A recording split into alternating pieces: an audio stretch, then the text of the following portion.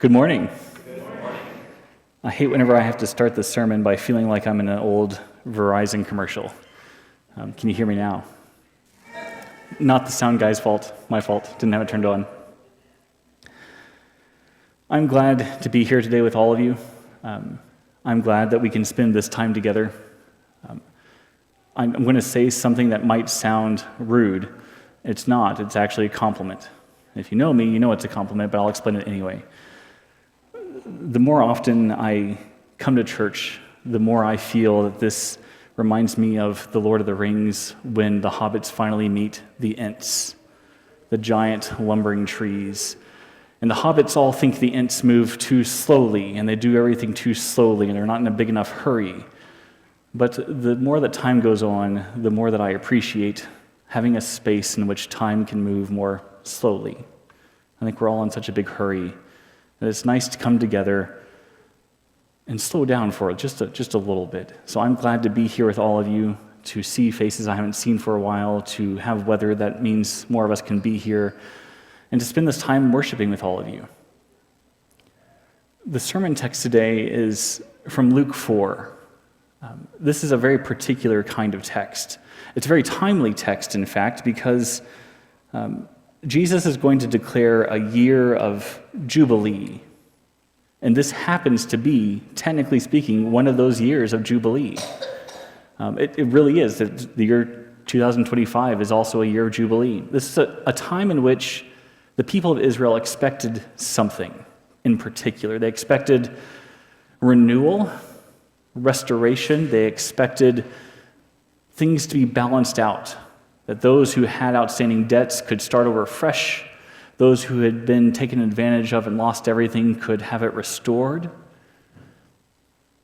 And I don't think that we are in a very different boat. I think that sounds a little similar to the expectations around us. A lot of us are ready for restoration, for renewal, fresh starts. And so the words that Jesus has to offer in Luke 4 in Nazareth all those years ago still, I think, capture some of those same hopes. He's returned to Galilee, and the news of his teachings, his miracles, it's spreading quickly. And in his hometown, he stands up to read this particular passage from the prophet Isaiah, brimming with hope and promise of God's justice. But the moment is more than a reading. Nobody else knew that when they came to church that day. They just showed up, but they got more than just another sermon. It's an announcement, a declaration that today's the day. And his words echo this deep longing of God's people for restoration, to reveal that the promises of Scripture are really being fulfilled here, now. So as we listen, I want you to open up your hearts to that desire for restoration, for renewal, for freshness, and the possibility that it really could start today. The word of the Lord from Luke chapter 4, verses 14 through 21. Then Jesus, in the power of the Spirit, returned to Galilee, and a report about him spread through all the surrounding region. He began to teach in their synagogues and was praised by everyone. When he came to Nazareth, where he had been raised, he went to the synagogue, and on the Sabbath day, as was his custom, he stood up to read, and the scroll of the prophet Isaiah was given to him. He unrolled the scroll and found the place where it was written, "The Spirit of the Lord is upon me, because he has anointed me to bring good news to the poor. He has sent me to proclaim release to the captives, recovery of sight to the blind, to set free those who are oppressed, to proclaim the year of the Lord's favor." And he rolled up the scroll. He gave it back to the attendant, and he sat down. Pause for a narrator's interruption.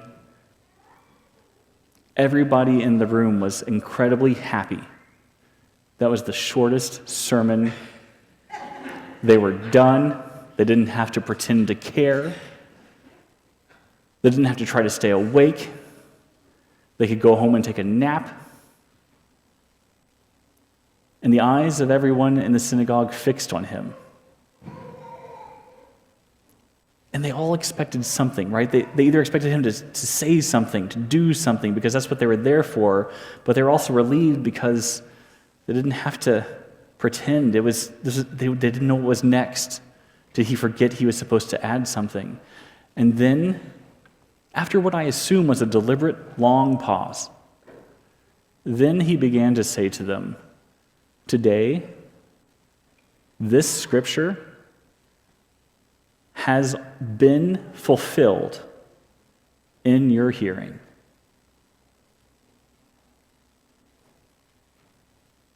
And no matter what everyone else in that room expected, it wasn't that. No matter what it was, nobody saw it coming. Because you don't think that you live in one of those times when Scripture is fulfilled. You don't. None of us are walking around thinking, yep, we sing "These are the days of Elijah," but we don't go around acting like it. We don't go around feeling like it. None of us assume that this is the moment in which our names will be written down in history. If you do, we tend to medicate you. We don't do that. It was not what anyone expected. He returns to Galilee in the power of the Spirit, and his reputation has grown. People are eager to see and hear the hometown hero. And when he arrives, the setting is familiar. Nothing has changed. The community still gathers to worship at the exact same time and place, just like we do. We still gather for Bible class at 9:30 every week. It's a good class. We're enjoying it. You should come. We'd love to have you. Worship at 10:30. Nothing changes for the most part. The reading of Scripture happens. We read Scripture. We do the same things. We anticipate sermons, teachings. But what happened was anything but ordinary. That was the one Sunday when something was different at church. He hands the scroll of Isaiah to Jesus, the same guy that probably hands the scroll to whoever's teaching every week. He reads a passage that speaks of liberation and restoration, good news to the poor, release for the captives, sight for the blind, freedom for the oppressed. We know this song. It's a passage of hope. It's a reminder of God's promises to bring justice. But nobody thinks it's about them. They think it's about later. Somebody else will get to have that, but right now we don't have it. Good for that person. But he finishes reading, and they expect the normal sermon pointing to future fulfillment of this prophecy. You can still believe in this, and it'll happen one day. But instead, he says, it's happening right here, right now. He identifies himself as the one through whom God's promises are being realized. He announces that God's kingdom is breaking into the room. It disrupts all expectations. The people knew oppression underneath Rome and their own leaders, regrettably. They know what poverty is like. They know the pain of exile. They long for deliverance. Rome promises deliverance. They promise peace. They know that's not really true. The peace of Rome is not what they want. But they still expect something to happen through the normal channels, perhaps political or military. So the zealots are out there waging guerrilla warfare, battle by battle. Maybe they'll bring change. They don't expect it from a carpenter's son from their own village. You just don't expect that. So he challenges their understanding of how God's justice arrives and who benefits from it. His words stir both hope and resistance, confronting a community full of assumptions about what God's kingdom is and what their place is in it. And standing before his own community, he declares that the promises of Isaiah are no longer a distant hope, but a present reality. Today is the day. And these words reveal that God's kingdom has arrived, not in the future, but now through the life and ministry of the carpenter's kid who grew up down the street. It's a moment that is absolutely saturated with grace. He proclaims good news to the poor, emphasizing that God sees and values those the world usually tries very hard to not look at. He announces the release of captives, which speaks not only to physical imprisonment, but also to the spiritual, to the emotional, to the societal chains that bind people. The recovery of sight for the blind offers both literal healing and some sort of spiritual illumination, inviting people to see God's truth. Freedom for the oppressed assures that God's justice is for everyone, including those who are trapped by systems of inequality or personal gain. The grace is also evident in just the way that he fulfills the scriptures. His mission is not just words, but he's been out there doing things too. Twice the text tells us he's out there doing things before he preaches. Throughout his ministry, he's embodying this announcement by healing the sick. He's feeding the hungry. He is forgiving sinners. He is restoring the outcast. He's revealing that God's justice is not merely punitive, it's restorative. It's aimed at healing and reconciliation. In this declaration, we see the very heart of God. A kingdom where grace flows freely, restoring dignity and inviting everyone into the joy of liberation. And yet, 2,000 years later, poverty, captivity, oppression remains a pervasive reality for many people. Jesus proclaimed good news to the poor, and countless individuals still live without access to basic needs: food, shelter. Flint, Michigan still needs clean water, health care. And the system, it often, regrettably, and maybe not even intentionally, perpetuates these cycles that we get stuck in of poverty, inequality, leaving entire communities feeling unseen, forgotten. Captivity takes many forms in our world. There's literal imprisonment, there's addiction, there's fear. There's just so much fear floating around out there. Spiritual bondage. Our physical prisons are overcrowded, often filled with individuals who are disproportionately marginalized.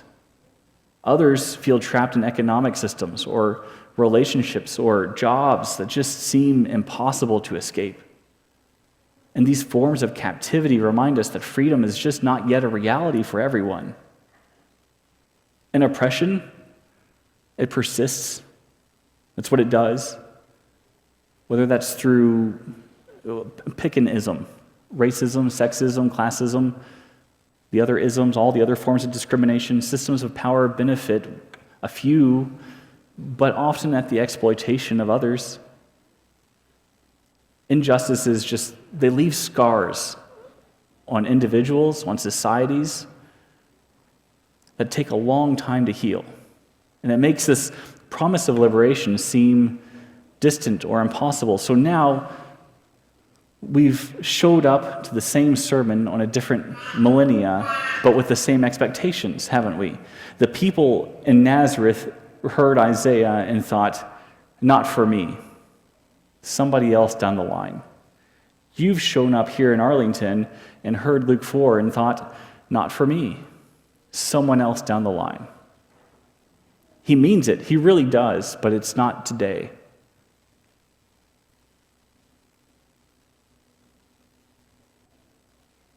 Many people wrestle with that and all sorts of other inner struggles, anxiety, depression. This sense of hopelessness just feels like the chains that hold us back from experiencing joy on purpose.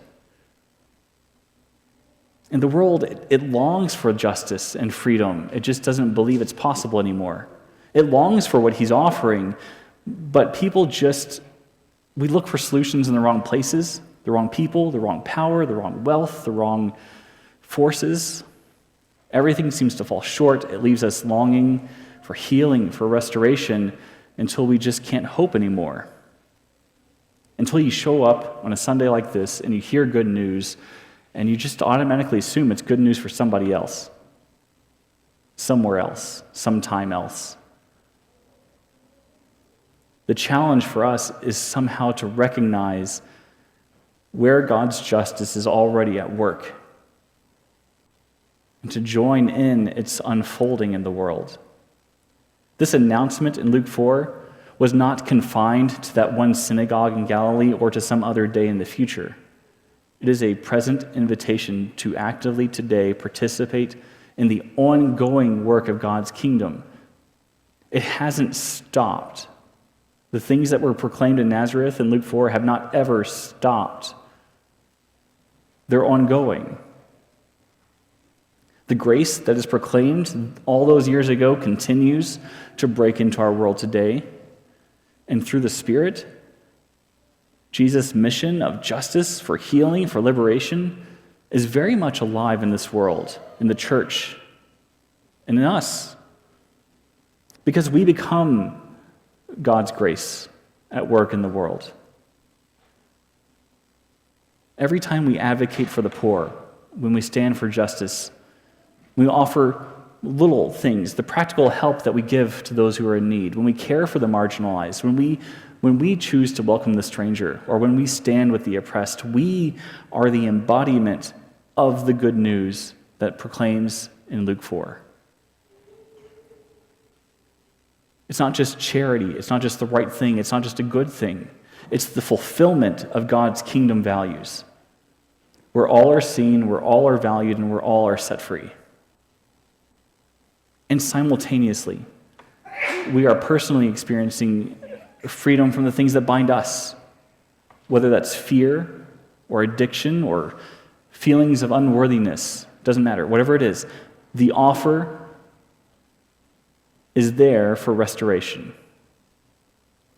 Because this kingdom is a place where we can find not only healing, but also purpose as members of Christ's body.